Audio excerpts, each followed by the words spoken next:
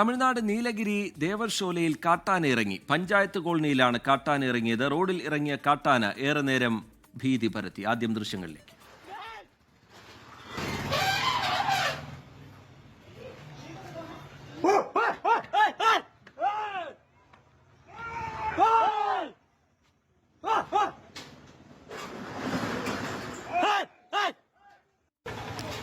സുർജിത്ത് അയ്യപ്പത്ത് വിവരങ്ങളുമായി വയനാട്ടിൽ നിന്ന് ചേരുന്നുണ്ട്. സുർജിത്ത്, വിവരങ്ങൾ എന്താണ് സുർജിത്ത്?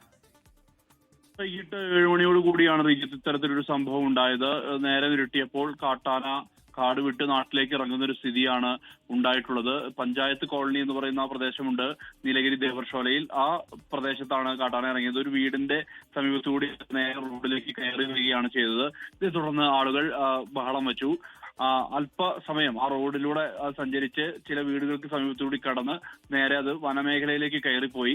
ദേവർഷോല എന്ന് പറയുന്ന പ്രദേശം തേയിലത്തോട്ടങ്ങൾ നിറഞ്ഞ മറ്റു തോട്ടങ്ങൾ നിറഞ്ഞ പ്രദേശമാണ്. ഇവിടെ എല്ലാം തന്നെ കാട്ടാനശല്യം നിരന്തരമായി ഉള്ള ഒരു പ്രദേശം കൂടിയാണ്.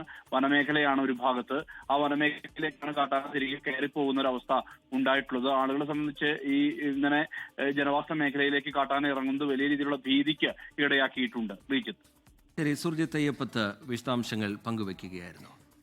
ലോകത്തെവിടെയായാലും ഏത് സമയത്തും 24 വാർത്തകളും ഓഗ്മെന്റഡ് റിയാലിറ്റി പാക്കേജുകളും എക്സ്പ്ലെയിനറുകളും വിശദമായി കാണാൻ ഞങ്ങളുടെ യൂട്യൂബ് ചാനൽ നിങ്ങൾക്ക് സബ്സ്ക്രൈബ് ചെയ്യാം.